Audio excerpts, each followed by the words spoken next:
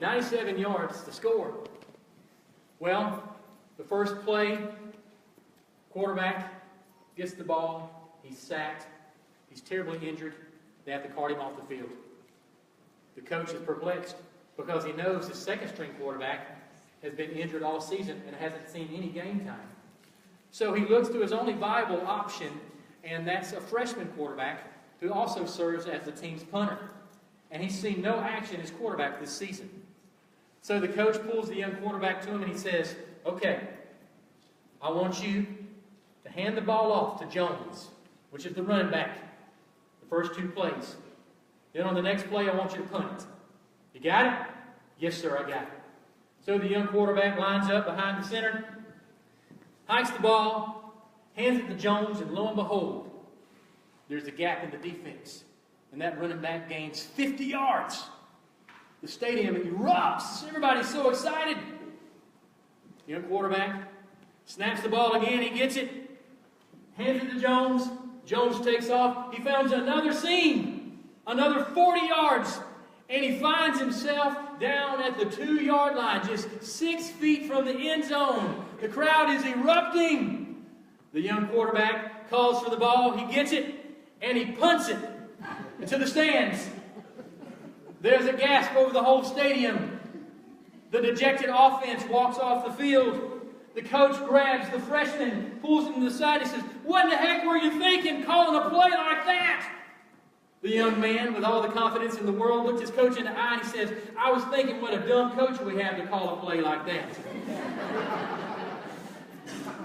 Now, most coaches, college and NFL, don't allow their quarterbacks to call the plays. But you gotta wonder, right, Dave? You gotta wonder, who was calling the plays for the Falcons in that 3rd and 4th quarter?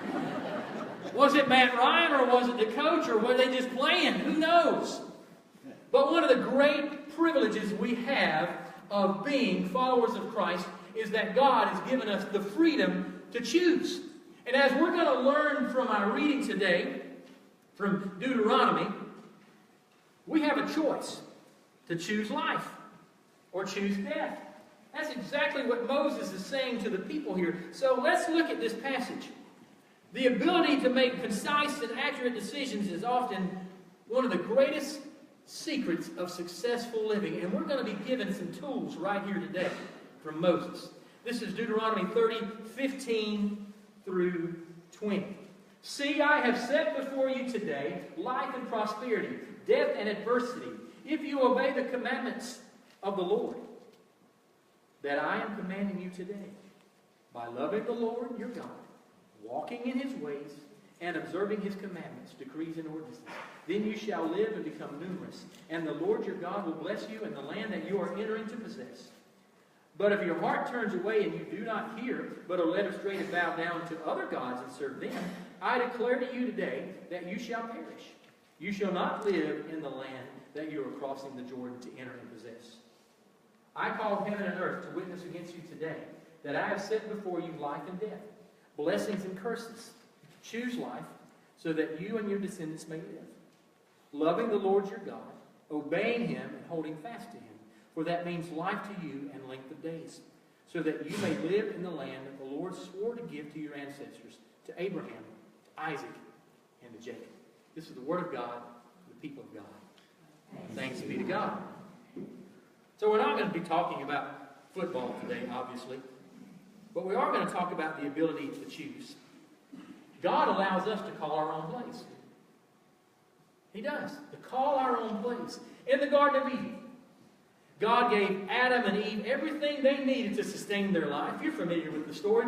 But in the middle of the garden, he planted this tree, the tree of knowledge of good and evil. The moment he did that, he provided them with the opportunity to choose. They could heed his instruction and live forever in paradise and utopia. Or they could eat the forbidden fruit and die. What an absurd choice, you would say, right?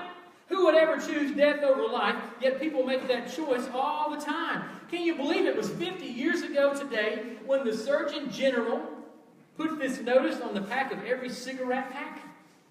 Warning, the Surgeon General has determined that cigarette smoking is dangerous to your health. Now, we're not here to condemn people who smoke cigarettes, okay?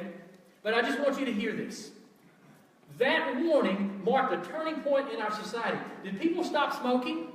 Many did, but many did not. But suddenly we had to face the fact that the link between tobacco and lung cancer, as well as heart disease, high blood pressure, and a host of other diseases was scientifically established. And even knowing that, did people really quit? Not really. So many had become so enthralled in that habit they couldn't quit. I mean, back in the day when my grandmama was young, she said everybody smoked. It was cool to smoke. Matter of fact, my mother-in-law said they wouldn't date a guy who didn't smoke. It was part of the culture. You know you had a smoking area in your high school. And to be honest with you, when I drive through some of the parking lots at the high school today, you might think they still have a smoking area. Now it's called their car. And vaping and all that other stuff, you know? Why would anyone ever choose to begin to smoke? Yet there will be teenagers that will choose to take up this habit this very day. In that respect, though, teenagers are a lot smarter than we were back then. They're eating better, exercising, taking care of themselves, which is a good thing, and I'm glad to know that. But why choose death when you can choose life? There's not a person in this room who's not aware of the dangers of alcohol and drugs. Yet, there are people within the sound of my voice this morning who would rather listen to the serpent saying, "Why, that won't happen to you." They'd rather listen to that voice than to listen to the voice of reason or to listen to the voice of God. Unfortunately, it's not only ourselves whom we sometimes hurt through the misuse of our freedom to choose. There are people who treasure their marriages, but they're morally weak. They would do nothing to hurt their spouses, but yet they're playing with fire, choosing perhaps the death of a very precious marriage relationship because of a moral weakness. Whenever there's an opportunity to go to a marriage class or a retreat or a men's group, they decide they don't want to do that. I don't need that. Yet they're morally weak, and they give in to images or they give in to something alluring that causes their marriage to become weak. There are more examples that I could use this morning. Some of us face the choice every day of a variety of unhealthy habits. I mean, we have healthy food out there we can eat, but yet you're like me in many respects. When you go to Anchor's in Tennessee, you get the bacon double cheeseburger, you get the large onion rings, you get the large sweet tea, and the baklava. That's the only place I can get good baklava. Now, I don't eat like that every day. Portion control. Eat like that every now and then. But if I was to eat a diet like that every day, if I ate this every single day, that would be a bad choice, wouldn't it? You see what I mean? But yet people make that choice. You need to go to the doctor. You've got diabetes, high cholesterol. There's a heart health issue in our family. I don't need to go to the doctor. What? There are people like that. You're living with some of them. You need to take care of yourself. If you're going to take care of other people, if you're going to minister to others, and ministry equals service, then you have to take care of yourself.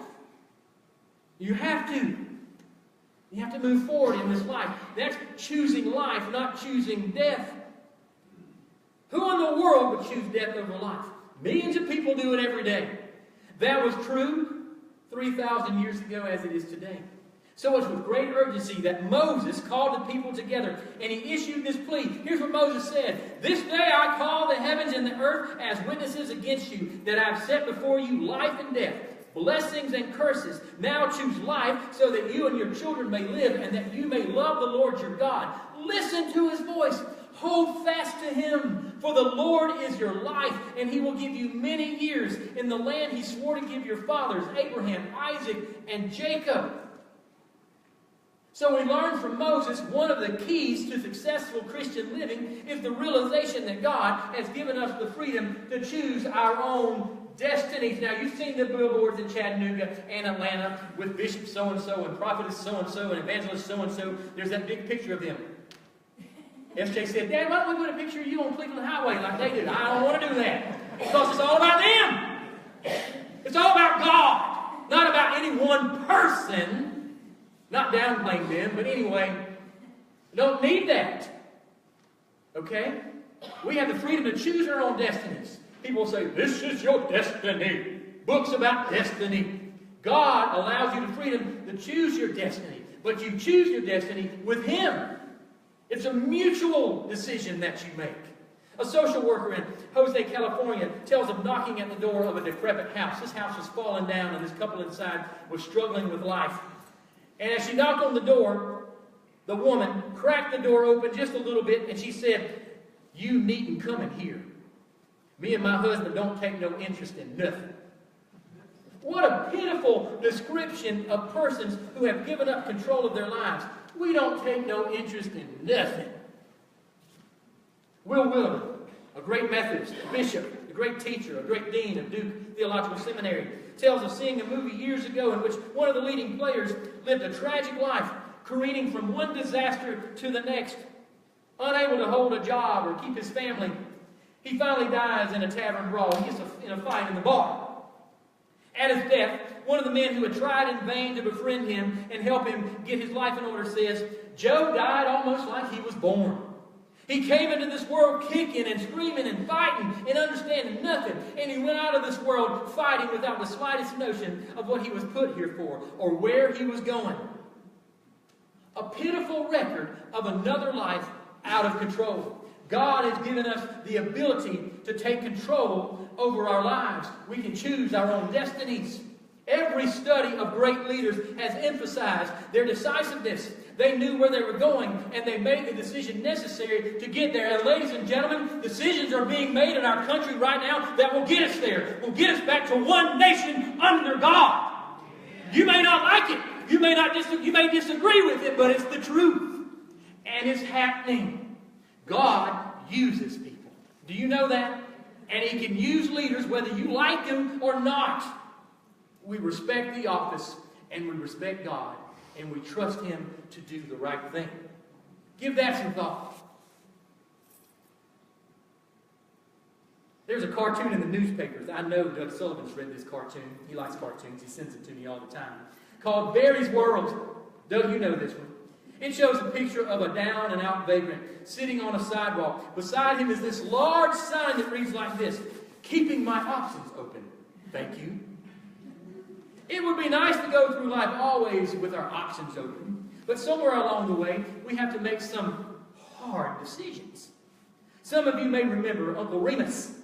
Uncle Remus had these delightful stories about Brer Rabbit. Now, I know the stories of Brer Rabbit are considered racist by many today, which is a shame because they contain much folk wisdom growing out of early African-American culture. In this story, Brer Rabbit is invited to dinner on the same evening at the same hour as Brer Terrapin and Brer Possums. Now, a terrapin is a turtle, if you don't know that already. Okay? So he's been invited to Brer Terrapin and Brer Possums for dinner at the same time. And he starts thinking, do I eat with Brer Terrapin or do I eat with Brer Possum? First he runs down the road toward Brer Possums. Then changing his mind, he reverses himself and he starts toward Brer Terrapins. Then he changes his mind again and he starts toward Brer Possums. With the thought of 2 meals awaiting him, he runs back and forth, until finally he misses both dinners at both places. Because he couldn't make a decision. Many folks live their lives like Brer Rabbit. There's no firm destination for their lives, no vital commitment, no beckoning call. In the words of the great prophet Elijah, how long will you limp between two opinions? How long will you limp? He says in 1 Kings. Or in the words of Joshua, but if you are unwilling to obey the Lord, then decide today whom you will obey. Who is your God? Is it that habit? Is it lust? What is it? Is it food? Entertainment, keeping up with the Joneses? What's your God? Joshua says, decide today. You need to make your decision today whether or not you will obey the Lord. And I hope your choice is to obey the Lord. One of the keys to successful living is the realization that God has given us the choice to choose, the freedom to choose our own destinies. That brings us to a second point. And it's a hard one. While we are free to make our own choices, we do have to live with the consequences of those choices. Here's where you're going to learn some things this morning, folks. If we abuse the freedom we have, we pay the price. You know the story of the man who had been caught driving 40 miles per hour in the school zone down here in North Whitfield. No, it wasn't Pat. He was fined $100. The clerk offered him a receipt when he paid his fine. And he said, "Why would I want a receipt for a traffic violation?" he growled. "Oh," the clerk responded, "with 4 of these, you get to ride a bicycle." That's the sad truth about life. You do the crime, you do the time. You know, Pastor Ed Sassonet, great preacher, tells of a family of 6 named the Ferguson family of Laguna Hills, California. They took the trip of a lifetime from Mexico to Hawaii on this wonderful Paradise cruise ship. And while they were on the cruise ship, all of a sudden it came to an abrupt stop.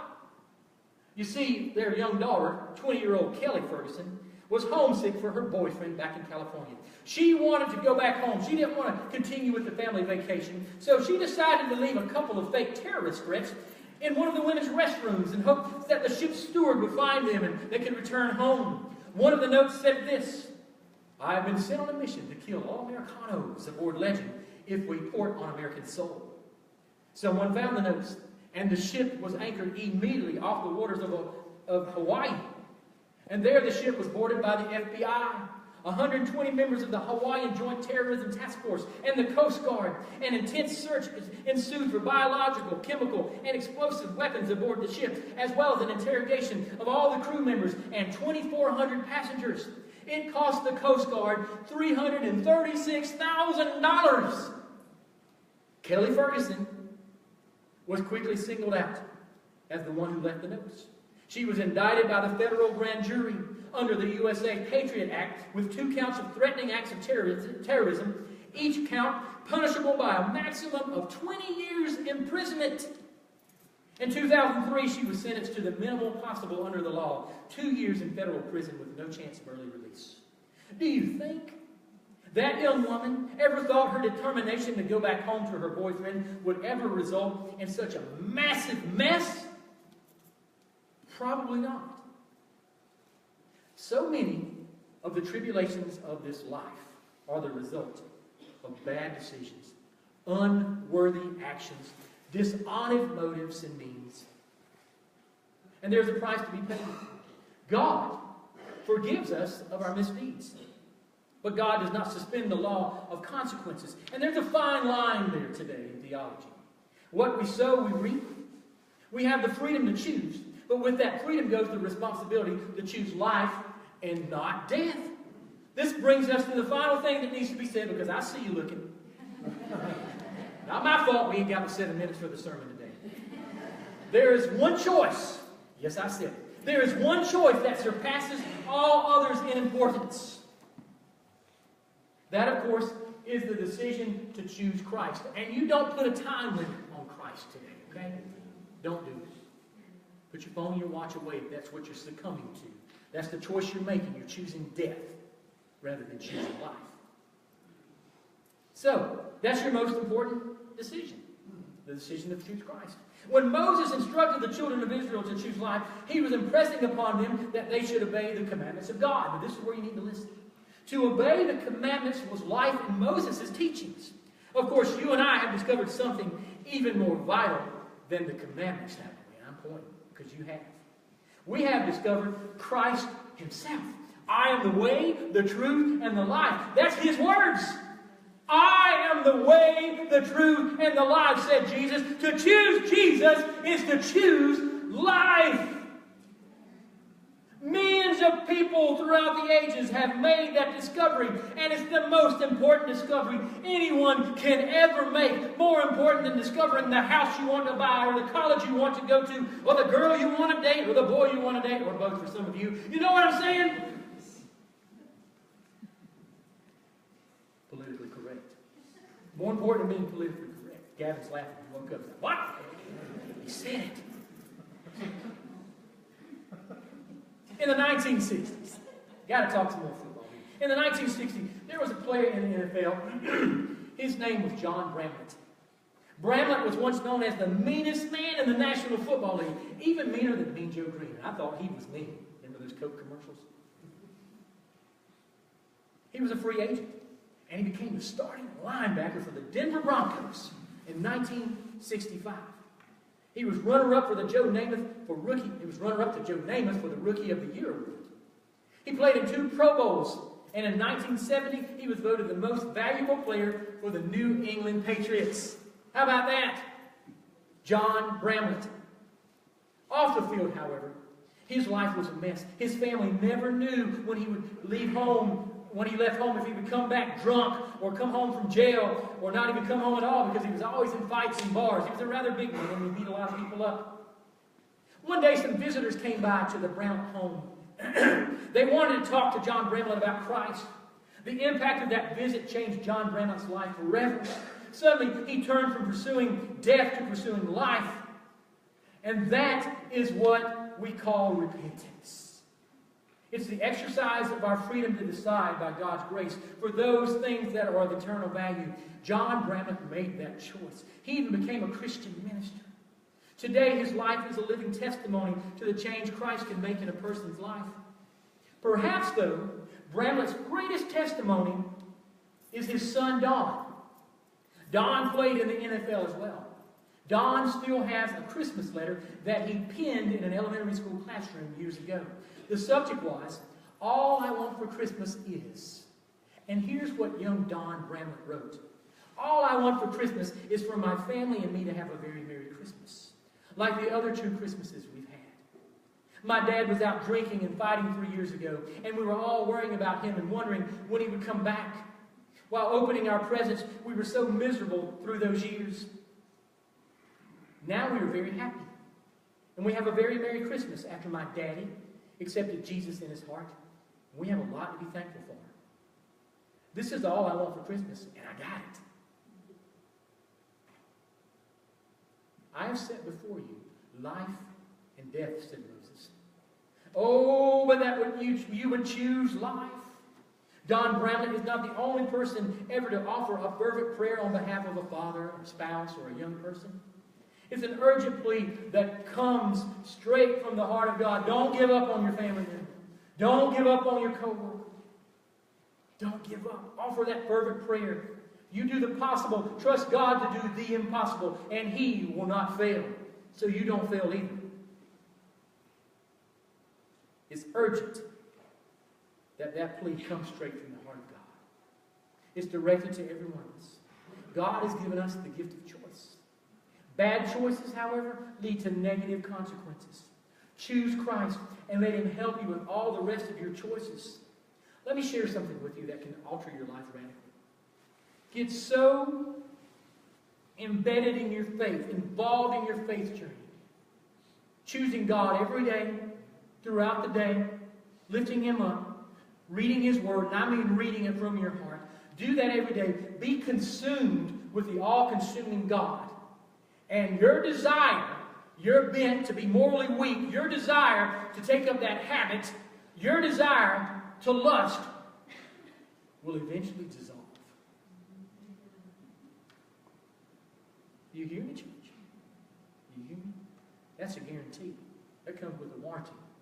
The warranty is eternal life. So let Christ help you with all the rest of your choices. Choose Him. Let Him help you. For heaven's sake, choose life.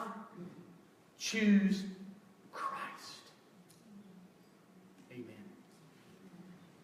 As we close our service with a wonderful song,